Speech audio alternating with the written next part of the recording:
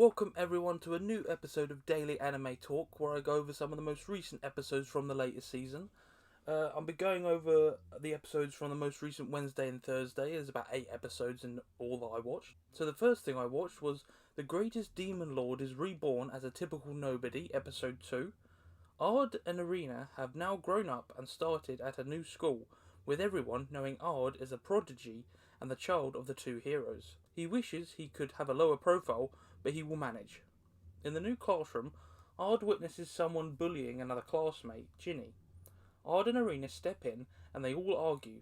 One of Ard's old subordinates, Olivia, steps in to Ard's surprise and okays Ard and the bully classmate to have a duel. Ard doesn't want to arouse any suspicions of Olivia, so ends the duel quickly. After the bully launches attacks to no effect, Ard completely overwhelms him. This backfires as Ard's skills are considered lost skills, making Olivia even more suspicious of him. The next activity is a dungeon adventure, with Ard teaming with Irina and Ginny. Ard shows them a new casting technique and defeats a powerful area boss, with Ginny gaining some confidence as well. Ard, Irina and Ginny end the exercise as good friends, and Olivia is still suspicious of who he really is. This was a really fun second episode. Obviously, in the first one they were kids, and now they've grown up a bit more and a bit more developed characters, and Irina and Ard are more closely knit friends now. And we're finally getting to the school where I think the majority of the plot's going to be. They've also met their classmates, and they've got this new friend Ginny, which, if I remember correctly, when I read the light novel, I think she's a succubus, so that could have the romantic tanglings of a three-way love triangle. Probably, I can see where this show's going. But yeah, it was a fun episode. We get to meet Ginny, and she gains some confidence as well, because at the start of the episode she was very timid, but now she's got a bit more upbeat, knowing that she isn't useless like everyone says she was. Ard gives her some confidence to use some skills that not a lot of people can. So over the next couple of episodes, I can imagine it getting a lot more fun, going on more adventures, and Ard gaining more friends, I don't know, or maybe just developing it with Irina and Ginny. So yeah, it should be good overall, so I'm looking forward to more. Okay, and then the next episode I watched was Rising of the Shield Hero, Season 2, Episode 2. Now, Fumi and the Queen are all meeting to discuss how to deal with the Spirit Tortoise, who was summoned by the Spirit Tortoise Kingdom. They discuss the damage it has done and what any possible action they can take. The meeting is then interrupted by the woman who asks Naofumi to kill her, and to everyone's surprise, she is the regent of the Spirit Tortoise Kingdom, thought dead. She then reveals herself to be a familiar of the Spirit Tortoise. Her name is Ost, and she explains how the Spirit Tortoise is meant to be a last resort against the waves, but someone released the seal early and is controlling the tortoise against its will. The leaders argue about who will take charge of the operation, and Naofumi leaves, saying if they can't decide, he will leave and just protect his land. Naofumi joins the rest of the group and spend an evening around a campfire. Later on, the leaders have come to a working compromise and made a plan that works for everyone. They now prepare for the tortoise to awaken again. It's really good to see all the characters back again, because it's been a while since we've had the first season of Shield Hero. Now, Fumi didn't trust a lot of people at the beginning, and then it started with Raftalia, and then all the townspeople he started to trust more, and it's good to see him beginning to trust a lot more people, like the Queen as well, and obviously all these leaders. And this episode was more of just a setup for the rest of the season, where he's meeting all the people and setting a trap and a strategy to deal with the tortoise, and then what he's going to do after that with the waves, because we get a glimpse of who's behind it. He's got glasses and long white hair. He's probably going to be the main antagonist for the season after they sort out the tortoise. So this is more of the setup and seeing, this is going to happen later in the series, and we're just getting to meet all the players in the game to start off. So it was a very slow episode, so hopefully next week you get into the meat of the new season and we get a lot more action, so it should be real fun. Okay, and then the next episode I watched was RPG Real Estate Episode 2. Kotone, Far and Rufria are at the former Demon Lord's castle meeting their boss, Satona, who has a job for them. The castle has been turned into a theme park, and the inner area into a residential area. Satona wants more people to take up residence in these houses. The houses include a cave, a well, and a burnt room. After speaking with a mouse-type demi-human with 30 new children, Far has an idea. They offer the cave to the new mouse family. A well they offer to a seal, and the burnt room to a flame spirit. They all each love their new rooms. Satona is pleased with all their work. Later, Kotane is having a tough time, so Rufrio decides it's time to finally have Kotane's welcome party. They all have a nice meal and drinks at Rakari and Rufrio's apartment. During the night, Kotane gets an idea to help one of the customers. The elderly customer wanted to rent her mansion out, but no one was interested, so Kotane made the mansion a shared accommodation for multiple people, which they all loved. Kotane ends the day promising that one day they will all share a house together.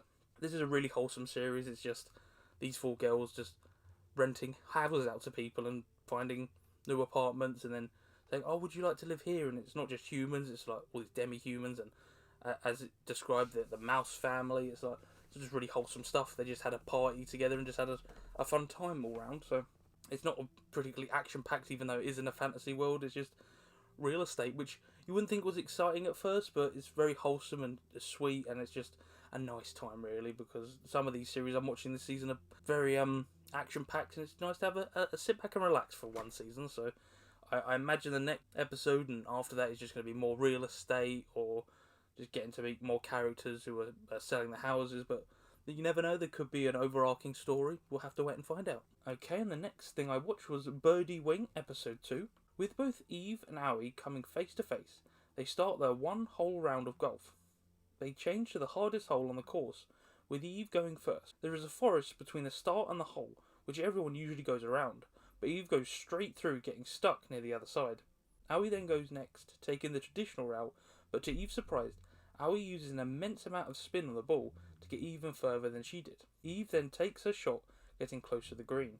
Aoi's next shot gets near the hole, with Eve making one more insane rebound shot, but ultimately coming up short. Aoi then promises to Eve to see her again. With Aoi playing in the championship and winning over the first day, Eve meets up with Rose, a somewhat crime boss, to help her get into the competition. The next day, Aoi sees Eve on one of the monitors taking part and becomes extremely excited at the chance to face off again. This is the typical sports anime where you meet the main character who's really good, but then they meet the rival character who's also really good, but is at official level.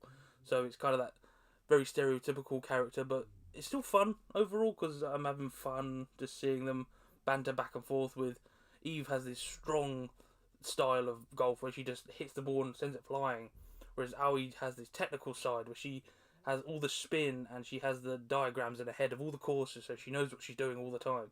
So that was fun, and then we get to see that Eve is really taken aback by how Aoi plays golf. So she's becoming somewhat official by taking part in the competition and going full setup with golf with a full kit out, and I imagine she's got more golf clubs than just 3 this time. So I imagine as the series continues, they'll become more serious and probably fight off in the ultimate golf tournament. We'll have to wait and see, but that should be quite fun. And then I imagine we'll probably find an evil golfer that has really aggressive golfing style, and they'll all have to face them off in the final. So I can imagine that being the end goal for this series. But yeah, we'll have to wait and find out, but it should be good overall. Okay, so the next season I watched was Deaimon, Recipe for Happiness, episode 2. The focus of this episode is on Mitsuri, the schoolgirl who works at the shop with Itsuka and Nagumo. She is singing and uploading videos of it in disguise, to much praise online. Mitsuru has been balancing school, work, helping her parents care for her younger siblings, and her passion of singing. She also makes small keychains that the shop sells. While going about her usual day, her latest video shows her phone chain, which is from the shop, and people online begin trying to find out who she is and ringing the shop. Mitsuru is worried about affecting the shop and her parents' reaction, so debates about whether to stop singing. Itsuka and Nagumo speak with Mitsuru to get her to reconsider and speak with her parents. After confronting her parents, Mitsuru finds out they are disappointed she didn't tell them and are 100% supportive of her doing this. Mitsuru thanks Nagumo and makes a custom keychain for him of himself in the nut hat. This is another one like RPG Real Estate. It's very wholesome. Like the community within the shop is very nice. Like Itsuka, who's the she wants to do everything kind of girl. She's really young. Is like, I'm taking responsibility, and Nagumo, who's really laid back. And then we got Mitsuru, who's like the ambitious teenager who wants to rise to the stars but doesn't want to get in anyone's way or trouble anyone. So it's a nice balance of personalities. It's nice to see them supporting each other because Mitsuru seems to be the one that helps everyone and doesn't ask for anything in return, and then she gets like put in this position where she's backed into a corner and has to choose whether to continue singing or not. But everyone's really supportive of her, and they're really like, "Oh, you can do this, and we'll help you get as far as you can." So it's really nice overall. The shop takes more of a back seat in this episode, where the first two episodes were focused on the shop and the selling, but this one was all about Mitsuru and her journey. So it's nice to see some of the other characters get a bit of a backstory instead of just Nagamo, who's I assume the main character.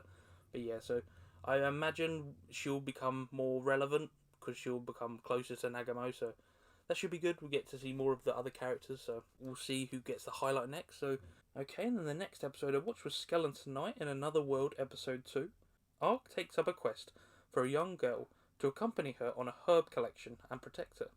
The quest is in a small village for a young girl, Marka, who wants to help her mother as much as she can. They both travel through the nearby forest and collect the herbs Marka needed without any incidents until they hear rustling in the bushes and find a green multi-tailed kitsune.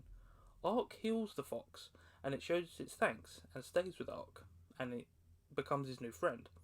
Marka and Ark name it Ponta. They head to the last stop, a white tree that stands alone, but when Ponta reacts, Ark sees what is approaching, a basilisk creature, which goes straight at Marka. Ark protects Marka, and even though it looks strong, with deadly attacks, Mark takes it down in one slash. The group celebrate. Marka and her mother have a heartfelt reunion. She was worried about Marka, if she was in trouble or not. Ark and Ponta say their goodbyes and head back to the city. Ark noticed a type of leg bracelet on the basilisk, but it vanished when it died. And then the town guards also find another basilisk, hinting at someone controlling the creatures. I know a lot of people aren't going to be too fond of this series because it's just another isekai with another, reborn in the game, but I'm loving it. It's so fun because Ark is just such a funny character. He's just so laid back about it all. He's figured out that he's in the game, but he's like, oh well, I just have fun and do what I want. And he's pretty much just taken up these really like mediocre quests. He's not going for anything over dramatic. He's just going, oh, I'll go on this quest to protect this little girl while she's collecting herbs. He's not too fussed. And even when he's up against these big basilisk creature, he's like, oh well, I'll block it, and then swash, and he kills it straight away. It's brilliant. I love it. I imagine over the course of the rest of the series, we're going to see who the person who was putting these bracelets on the basilisk is probably going to be the big antagonist that Ark's going to have to go against, and then we're like, oh, it's all difficult, but as we've seen so far, Ark is very powerful, so I imagine it's going to seem like it's going to be difficult, and then Ark is going to one slash them, and it's going to be very funny when we see it. Yeah, but overall, it's going to be fun. I imagine he's going to meet up with the elf girl next, who we saw in the first episode, because she's in the opening and in the ED, so I imagine she's going to get more involved from next episode, I hope, because she seems like a fun character. We got Ponta, so that's one addition, so we're going to get a nice little party going for Ark, so it should be fun to see it grow as a whole. Okay, and the next thing I watched was Dawn of the Witch, episode 2. Sable and Holt have found the end of Kude's tale, and after a flashback to Holt's past about the witch hunters, they both decide to continue on to find Kude. Kude is trying to hide from the hunters, but they have set up traps all over the forest, from arrows to spikes in the ground. Trying to run, Kude eventually comes face to face with the Arbiter, who worked directly under the church. The Arbiter attacks Kude, breaking both his hands and dragging him away.